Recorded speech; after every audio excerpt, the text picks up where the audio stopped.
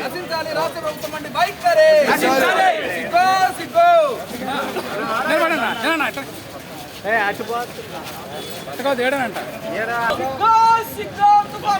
సాయం చేయకపోవడం, నశించాలి జగన్మోహన్ రెడ్డి అసమర్థ పాలన, నశించాలి జగన్మోహన్ రెడ్డి అసమర్థ పాలన, నశించాలి తుఫాను బాధితులకు సాయం చేయకపోవడం, తుఫాను బాధితులకు సాయం చేయకపోవడం, తుఫాను బాధితులకు సాయం చేయకపోవడం.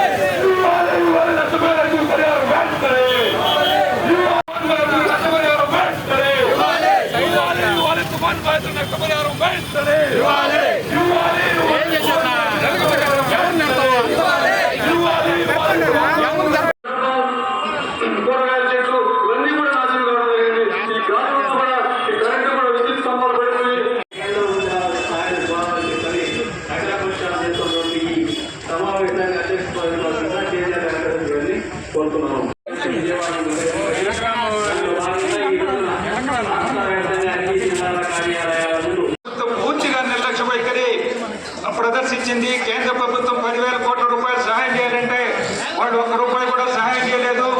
కాబట్టి కేంద్ర రాష్ట్ర అన్ని పార్టీలతో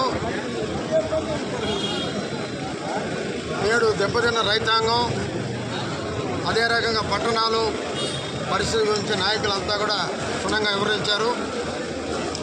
బట్ అయితే నెల్లూరు టౌన్లో 28 వార్డులో 24 వార్డులు దెబ్బతిన్నాయి. 24 వార్డులు మేము తిరిగాం, పూర్తిగా చూసాం. నేను ఒకటే అడుగుతున్నా ఈ ప్రభుత్వాన్ని, ఈ ప్రభుత్వం దరిద్ర ప్రభుత్వం, గుడ్డి ప్రభుత్వం, చేతగాని ప్రభుత్వం. పోయినసారి అదే రకంగా వరద తుఫాను వస్తే కొంచెం ఇళ్ళు తడిస్తే 4,000 రూపాయలు చంద్రబాబు నాయుడు పక్క రోజుకి ఇచ్చాడు. 4,000 రూపాయలు, అదే 30 కేజీల బియ్యం, 2 కేజీల ఉల్లగడ్డలు, 4 కేజీల ఎర్రగడ్డలు, 2 కేజీల నూనె అన్నీ ఇచ్చాడు పక్క రోజు. ఈరోజు తుఫాను పోయి వారం అయితే ఇప్పుడు వచ్చేస్తున్నారంట వాళ్ళ అంచనాలకి. ఒకరుంటే 1000, ఇద్దరుంటే 2,500 అంట. మీ అమ్మ మొగుడు తీస్తున్నారా? ప్రజల డబ్బుది. ప్రజలు అన్యాయం అయిపోతున్నారు, పట్టించుకోలేదు. ఇల్లు పడిపోతే ఎంత ఇస్తామని చెప్పడం లేదు. కేవలం వైసీపీ వాళ్ళ ఇళ్ళకి మాత్రమే, అది కూడా మీరు ఎంక్వైరీ చేసుకోండి. ఈరోజు వ్యాపారదారులు అడిగాను, కనీసం 10 ఇళ్ళకి ఇచ్చి వైసీపీ చెప్పిన ఇల్లు ఇచ్చి 100 ఇళ్ళు ఉంటే మిగతా వెళ్ళిపోయారు. ఎక్కడా జవాబు లేదు, ఇచ్చేది లేదు. రైతాంగం నాశనం అయిపోయింది, ఇల్లు నాశనం అయిపోయింది.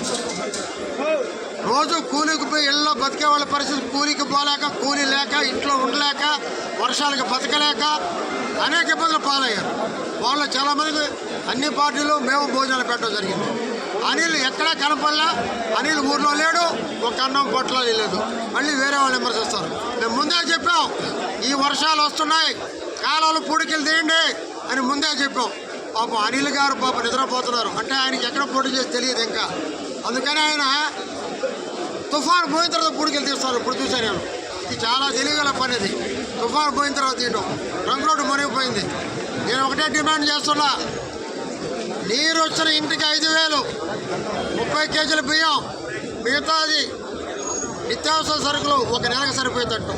అదే రకంగా ఒక గుడిసె పడిపోతే వాళ్ళకి 10,000, రేకులు పడిపోతే 25,000, విద్యుళ్ళు పడిపోతే 50,000 ఇవ్వాలని డిమాండ్ చేస్తున్నాం.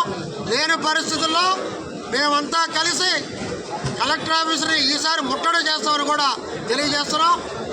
నేను అనిల్ గారిని ఒకటే అడుగుతున్నా, జగన్మోహన్ రెడ్డి గారు మీకెట్లా తెలియదు పరిస్థితులు, మీరు రూమ్ నుంచి బయటికి రారు, మీకు అర్థం కాదు. మీరు టిక్కెట్లు కొట్టుకుంటారు, ఇక్కడ నేనెక్కడ నువ్వెక్కడని. మీరు ఎక్కడ గెలవర్రా అబ్బాయి, మీరు మీరు ఎక్కడెక్కడేసినా గెలవరు. మీరు గెలిచేది లేదు. నేను అనేది ఒకటి అడుగుతున్నా, నెల్లూరులో నువ్వేం చేయలే. దమ్ముంటే నువ్వు మగాడు అయితే నెల్లూరు టౌన్లో పోటీ చేయి.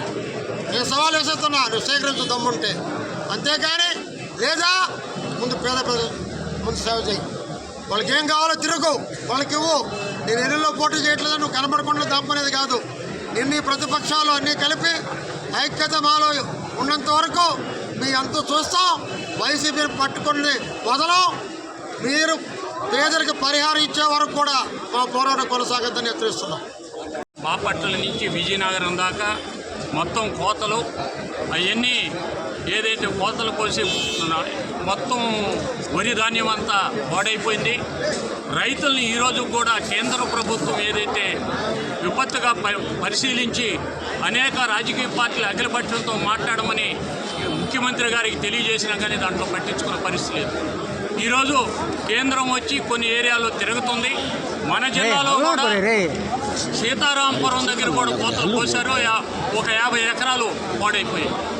ఓ పక్క ఉలవపాళ్ళు ఏదైతే సపోటా, కందుకూరు, ఓలేటివారిపాళెం, కలిగిరి కానీ అట్లాగనే మర్రిపాడు ఈ ప్రాంతాల్లో పొగాకు దెబ్బతిన్నది 2000 ఎకరాలు. ఓ పక్క పొదలకూరులో నిమ్మ తోటలు దెబ్బతిన్నాయి. వరి నాట్లు వేసి మన జిల్లాలో 70,000 ఎకరాలు వరి నాట్లు వేస్తే అవన్నీ నీటి మునిగి పాడైపోయాయి. అందువల్ల కేంద్ర ప్రభుత్వం కానీ రాష్ట్ర ప్రభుత్వం కానీ దీంట్లో జోక్యం చేసుకునే దాంట్లో వైఫల్యం చెందాయి. ఈరోజు కేంద్ర బృందం వచ్చింది, అన్ని ప్రాంతాలు తిరగాలి, వాళ్ళకి నష్టపరిహారం ఇవ్వాలి. ఏదైతే నష్టపోయారో రైతాంగానికి సంబంధించినటువంటి 50,000 రూపాయలు అదేవిధంగా ఇచ్చినటువంటి ఆదుకోవాల్సినటువంటి పరిస్థితి ఉంది. నెల్లూరు నగరానికి సంబంధించినటువంటి అనేక ఇళ్ళు మునిగిపోయినటువంటి ప్రాంతాలు ఉన్నాయి. వాళ్ళకి ఈరోజు కొంత రైస్ ఇచ్చేసి సర్దుబాటు చేశారు 2,500. కొన్ని దగ్గర గోడలు కూడా పడిపోయి వాటికి ఇచ్చేది లేదనేటువంటిది ఈ రాష్ట్ర ప్రభుత్వం గైడ్లైన్స్ అని చెప్తున్నారు. ఇది సరైన చర్య కాదు.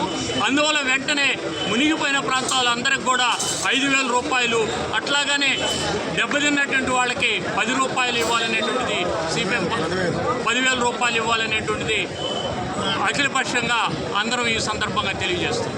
ఈ వీడియో కనుక మీకు నచ్చినట్లయితే లైక్ చేసి షేర్ చేయండి. మరిన్ని లేటెస్ట్ అప్డేట్స్ కోసం మా ఛానల్ ని సబ్స్క్రైబ్ చేయండి.